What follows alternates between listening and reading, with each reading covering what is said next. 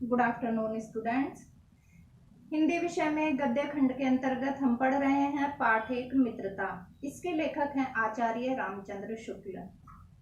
प्रस्तुत पाठ में लेखक ने मित्रता का हमारे जीवन में क्या महत्व है, हमारे जीवन में मित्रता का क्या उद्देश्य है, अच्छा मित्र कैसा होना चाहिए, उसमें क्या क्या गुण होने चाहिए और बुरे मित्र के अवगुण क्या क्या हैं, हमारे जीवन में अगर अच्छा मित्र मिल जाता है तो उसकी क्या उपयोगिता है, आदि विषयों को लेकर आचार्य रामचंद्र शुक्ल जी ने अपना एक निबंध लिखा जिसको उन्होंने नाम दिया मित्रता।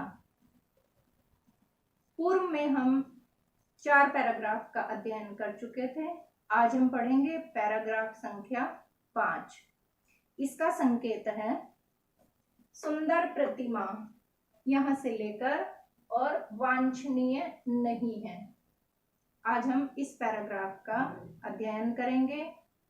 ध्यान से इसके अर्थ और इसकी व्याख्या को समझने का प्रयास कीजिएगा ताकि इससे संबंधित जो प्रश्न पूछे जाते हैं उनके उत्तर आप आसानी से दे पाएं। तो शुरू करते हैं पैराग्राफ संख्या 5। सुंदर प्रतिमा, मनभावनी चाल और स्वच्छंद प्रकृति, ये ही 2-4 बातें देखकर मित्रता की जाती हैं, पर जीवन संग्राम में साथ देने वाले मित्रों में इनसे कुछ अधिक बातें चाहिए। मित्र केवल उसे नहीं कह सकते जिसके गुणों की तो हम प्रशंसा करें पर उससे स्नेह ना कर पाएं,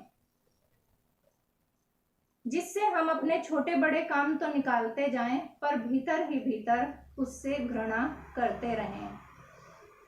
मित्र सच्चे पथ प्रदर्शक के समान होना चाहिए जिस पर हम पूरा विश्वास कर सकें। भाई के समान होना चाहिए जिसे हम अपना प्रीति पात्र बना सकें। हमारे और हमारे मित्र के बीच सच्ची सहानुभूति होनी चाहिए, ऐसी सहानुभूति जिससे एक के लाभ हानि को दूसरा अपना लाभ हानि समझ सके। मित्रता के लिए यह आवश्यक नहीं है कि 2 मित्र एक ही प्रकार के कार्य करते हों या एक ही रुचि के हों। इसी प्रकार प्रकृति और आचरण की समानता को भी आवश्यक या वांछनीय नहीं है। प्रस्तुत गद्यांश के माध्यम से आचार्य रामचंद्र शुक्ल बताते हैं कि हमारे जीवन में मित्र कैसा होना चाहिए। ऐसा नहीं है कि लगभग 2 ही लोग केवल एक सा कार्य करते हों या उनकी रुचि भी एक सी हो, वो तभी मित्र हो सकते हैं। इसी उद्देश्य को लेकर पढ़ते हैं पैराग्राफ संख्या 5। इसकी व्याख्या देख लेते हैं। सुंदर प्रतिमा, मनभावनी चाल और स्वच्छंद प्रकृति, किसी भी व्यक्ति की सुंदर आकृति देखकर, उसकी स्वच्छंद प्रकृति देखकर, स्वच्छंद प्रकृति यानी स्वतंत्रता, उसकी आजादी, ये बातें देखकर, यानी वो देखने में बहुत सुंदर है, अच्छा है और जो उसका स्वभाव है वह स्वच्छंद है, वह स्वतंत्रता पसंद करता है, किन्हीं बंधनों में बंधा हुआ नहीं रहना चाहता। केवल ये ही 2-4 बातें देखकर हमको मित्रता नहीं करनी चाहिए। और होता क्या है कि केवल ये ही 2-4 बातें देखकर जो भी किशोर हैं वो मित्रता कर लेते हैं, आसानी से उनकी ओर वो आकर्षित हो जाते हैं, प्रभावित हो जाते हैं और उनसे मित्रता कर लेते हैं।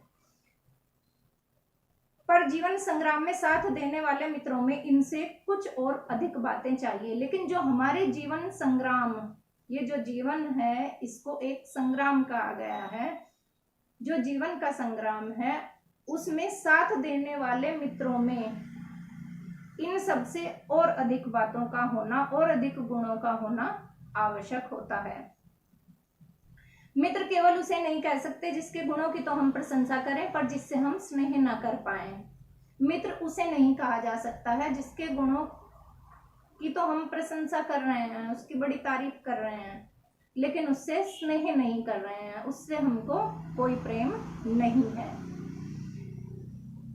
अपने छोटे मोटे काम तो उससे हम निकालते जाएं, पर भीतर ही भीतर उससे घृणा करते जाएं। अंदर से तो हम उससे स्नेह नहीं कर पा रहे हैं, प्रेम नहीं कर पा रहे हैं, परंतु अपने छोटे मोटे कार्य उससे हम निकलवा रहे हैं। ऐसी स्थिति अगर आती है तो यह मित्रता की स्थिति नहीं है, उसको मित्र नहीं कहा जा सकता। मित्र सच्चे पथ प्रदर्शक के समान होना चाहिए, जिस पर हम पूरा विश्वास कर सकें। मित्र को एक सच्चे पथ प्रदर्शक यानी सही रास्ता दिखाने वाला होना चाहिए, उसी को हम मित्र कह सकते हैं, जिस पर हम पूर्ण विश्वास कर सकें, जिससे हम अपने सुख और दुख दोनों बांट सकें और उस पर विश्वास कर सकें कि वह जो हमने कुछ उससे बताया है वह और कहीं जाकर किसी और से हमारे बारे में कोई चर्चा नहीं करेगा। भाई के समान होना चाहिए, जिसे हम अपना प्रीति पात्र बना सकें। जैसा प्रेम एक भाई का दूसरे भाई के प्रति होता है, वैसा ही प्रेम एक मित्र का दूसरे मित्र के प्रति होना चाहिए। हम और हमारे मित्र के बीच सच्ची सहानुभूति होनी चाहिए, ऐसी सहानुभूति जिससे एक के लाभ हानि को दूसरे का लाभ हानि समझें। ऐसी सहानुभूति, ऐसा प्रेम होना चाहिए दोनों मित्रों के बीच कि अगर एक का लाभ है तो उसको लगे कि ये मेरा ही लाभ हुआ है, अगर एक की हानि हो जाए तो दूसरे को लगे कि हाँ ये वास्तविक रूप से मेरी ही हानि है। इतनी सहानुभूति मित्रता में होनी आवश्यक है। मित्रता के लिए प्रकृति और आचरण की समानता भी आवश्यक और वांछनीय नहीं है। मित्रता के लिए यह आवश्यक नहीं है कि दोनों मित्रों का स्वभाव एक सा हो। ये आवश्यक नहीं है कि जो एक मित्र को पसंद है वही दूसरे मित्र को भी पसंद हो, उनकी आदतें एक सी मिलती हों, ऐसा भी नहीं है। और ऐसा भी नहीं है कि दोनों मित्र एक सा ही कार्य करते हों। ये मित्रता में आवश्यक नहीं है कि केवल एक सा कार्य करने वाले मित्र होते हैं या एक सी आदतें वाले मित्र होते हैं, जिनकी एक सी रुचि होती है वो मित्र होते हैं। ऐसा आवश्यक नहीं होता। ऐसा भी नहीं होता कि वो दोनों एक ही कार्य करते हो, उनकी रुचि एक सी हो, उनकी प्रकृति भी एक सी नहीं हो सकती और उनका आचरण भी समान नहीं हो सकता। ऐसे भी मित्र होते हैं। आचार्य रामचंद्र शुक्ल जी ने कहा है कि आवश्यक नहीं है कि एक ही जगह पर कार्य करने वाले मित्र हो सकते हैं, वो अलग अलग जगह पर भी कार्य कर सकते हैं, उनकी रुचि भी अलग अलग हो सकती है और उनके आचरण भी अलग अलग हो सकते हैं। तो ऐसे व्यक्तियों में भी जो विपरीत कार्य करते हों, ऐसे व्यक्तियों में भी मित्रता होना संभव है। और कई बार देखा भी गया है कि प्रकृति भिन्न होने के बाद भी किन्हीं दो व्यक्तियों में बहुत ही दृढ़ मित्रता होती है। आज हम यहाँ तक पढ़ेंगे। संबंधित प्रश्नों के उत्तर देख लेते हैं। उपयुक्त गद्यांश का संदर्भ लिखिए। तो संदर्भ पूर्व में आपको बताया था, प्रस्तुत पाठ आचार्य रामचंद्र शुक्ल जी के द्वारा लिखा गया है, जिसका नाम है मित्रता। मित्रता प्रायः किस आधार पर की जाती है? किसे मित्र नहीं कहा जा सकता? मित्र कैसा होना चाहिए? एक मित्र में कौन सी सहानुभूति होनी चाहिए? लेखक ने एक अच्छे मित्र की क्या विशेषताएं बताई हैं? संबंधित 6 प्रश्न हैं। इन 6 प्रश्नों के उत्तर जो आपने अभी भावार्थ को समझा उसके माध्यम से आपको अपनी उत्तर पुस्तिका में लिखने हैं। ये आज आपका गृह कार्य है। प्रतिदिन इन प्रश्नों के उत्तर आपको वीडियो में ही बता दिए जाते हैं, लेकिन आज ये आपको गृह कार्य दिया गया है। वीडियो के माध्यम से व्याख्या को समझकर निम्नलिखित 6 प्रश्नों के उत्तर आपको अपनी उत्तर पुस्तिका में लिखना है। इनको आप याद भी करेंगे। धन्यवाद।